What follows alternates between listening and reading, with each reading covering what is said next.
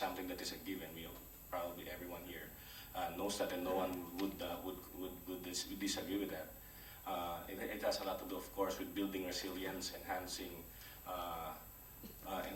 the chances of coping, and decreasing vulnerability both of natural systems and people. It is therefore important when we look at EBA or ecosystem-based adaptation to monitor and review measures involved in EBA and implement adaptive management approaches. And because obviously EBA would provide us with opportunities for synergy in practice and policy, including the most important and key sectors for adaptation like water, disaster risk, forests, natural resource dependent communities, agriculture of course, and conservation and sustainable use. And that probably I would go in closing to endeavor to answer the last question is whether conservation is enough. I think in the context of adaptation, conservation wouldn't be enough with the concept of adaptation deficit mentioned earlier. Our ecosystems face a lot of it's an uphill climb for our ecosystems when we talk about climate impacts. And I did start to, if I have a little bit more time, I'd probably mention a bit of recommendations on how the UNFCCC should treat ecosystem-based adaptation in the context of the ongoing negotiations. First is to include EBA as part of the shared vision.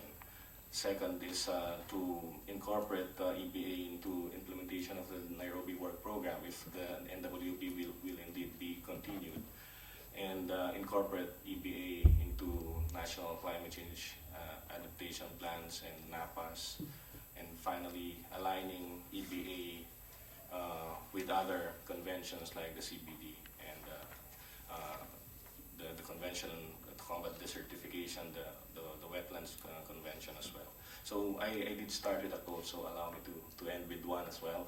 And I'd like to borrow the words of Isabel Allende, and Allende writes that the great wonderful quality of human beings is that we can overcome absolute terror, and we do. Thank you very much. Thank you very much, Commissioner Sanyo, for reminding us of the need for a much more nuanced understanding of adaptation and of vulnerability, and that essentially it is artificial to make this sort of dichotomy between mitigation and adaptation. These are parts of the same equation. He also pointed out something that I think we should keep centrally in mind, and that is that need for synergy across the various components of adaptation, but also across, at a higher level, across the various conventions, the Biodiversity Convention, the Desertification Convention, the UNFCCC.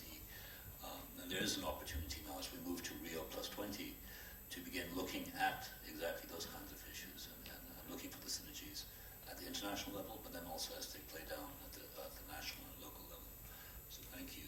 Now I turn the floor to Jim Peters of the Greater Mekong Sub-Region Environment Operations Center. Thank you. Thank you, Mr. Chairman, ladies and gentlemen, distinguished guests.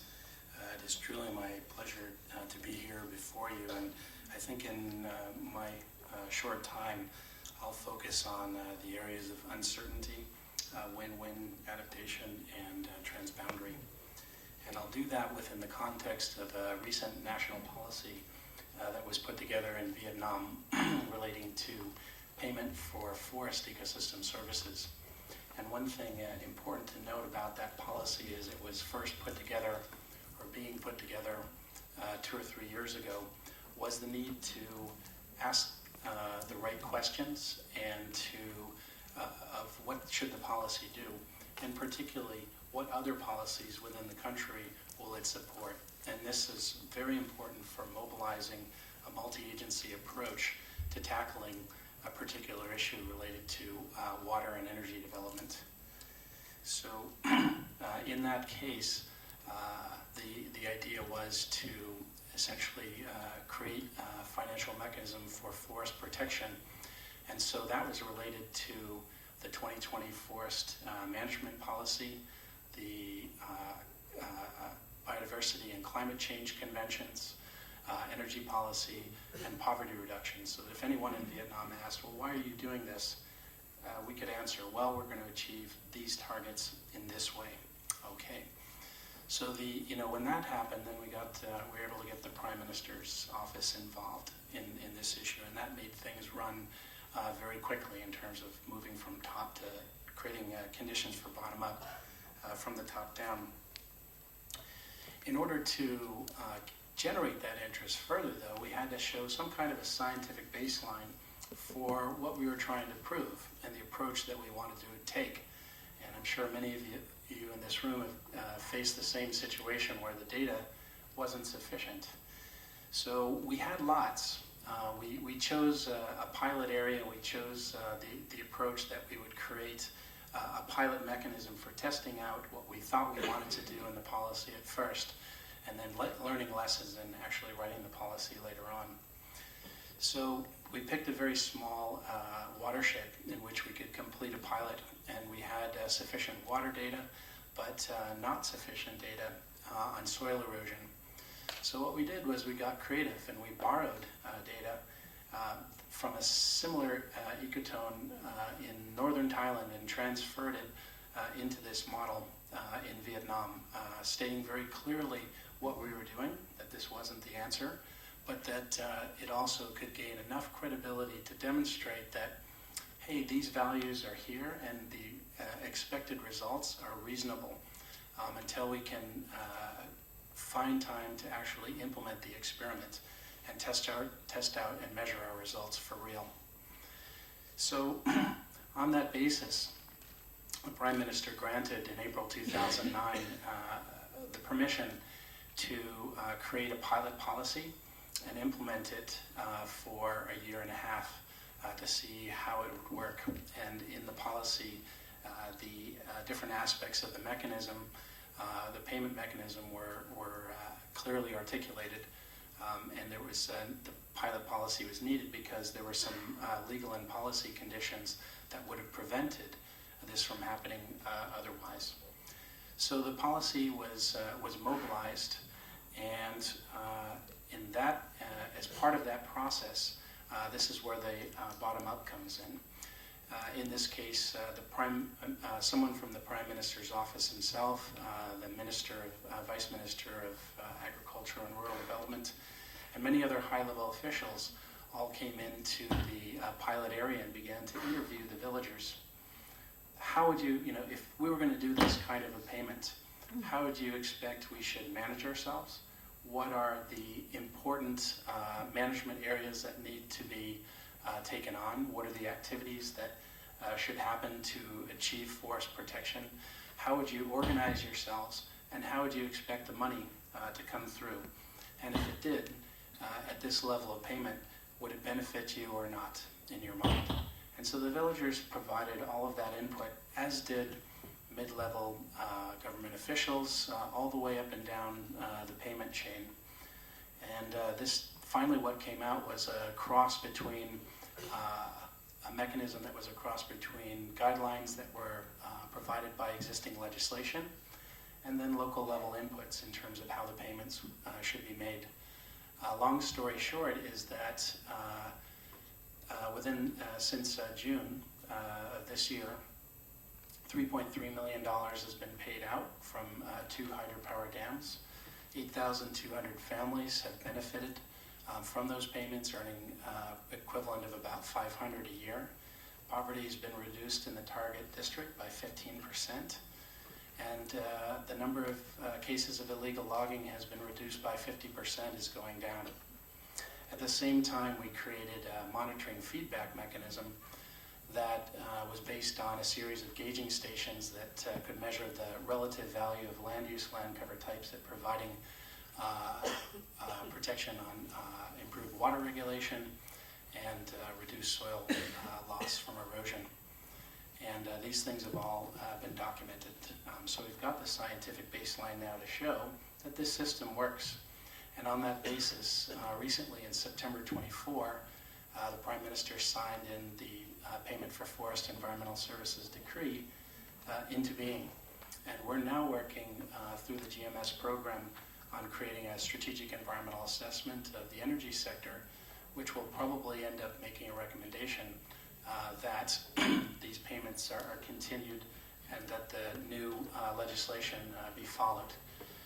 If that does turn out to be the case, there should be an immediate insertion of 41 million Vietnamese dollars, not really dong, but money from Vietnam from paying electricity customers that go into forest protection, totally independent of any aid mechanism from outside the country. By 2030, that projected value is 81 million a year, and that's just for hydropower. The legislation also covers, creates a legal mechanism for RED Plus and many other ecosystem services, so we expect that figure to be much higher. Of course, this creates resiliency, both for the hydropower mechanism, for the national economy in terms of being able to rely on that energy source, but it also creates a resiliency mechanism for the local level stakeholders who have increased their income by almost 5 times under the program. So we expect that as opportunity costs rise and those villagers have other opportunities, they have more money to invest in other things, that we'll have to continue to increase incomes. But this is a positive example of the kind of approach that we can take to address some of these issues that we've heard today. So there's the win-win. And finally, I'd like to cover a little bit on transboundary, because many of us know that some of the bigger issues that affect at least all of the countries in our program, the 6 GMS countries, are transboundary in nature. But before any transboundary agreements can really be made, we're going to be needing to base them on an increased and shared understanding of the need for transboundary approaches, and also what's the problem, more specifically driving them. So this is going to be even more important to establish a more complex and even more difficult scientific basis for understanding that policymakers can understand in their own way. Developing strategic linkages to these national policies and international protocols, supporting a basis for this not only in the traditional economic ministries, but also in the foreign ministries and the security forces. And then also establishing interregional dialogue and links to regional economic cooperation, of course, and comparative advantage in conservation. So sharing back and forth across borders, some countries may be better at it than others. And finally, we need to develop the international institutional support mechanisms for carrying out joint management approaches. And this would include developing international protocols, more refined communication mechanisms, specific data sharing and joint analysis mechanisms, and enforcement mechanisms and development of related institutional structures based on the existing protocols. So that's all I have to say. Thanks. Thank you very much, Jim. And it's heartening to hear about this success story in the making on operationalizing payment for ecosystem services. So we're hoping that that works out well. It's good to hear that a decree has now been passed, and it's moved from piloting to mainstream. Let me now open the floor, not necessarily for questions, but also observations and any ideas of your own. Gentleman in the back. Yes, thank you. Thanks for all the. Thank you very much for the insightful presentations. I think our provocateur was completely successful in provoking the discussion, and particularly me. And I thought when you were describing the different capitals, you left out a very important one, which is political capital. And when we look at the victims in Hurricane Katrina in US, we know why they did not get attention, or why minority communities in countries like ours also would be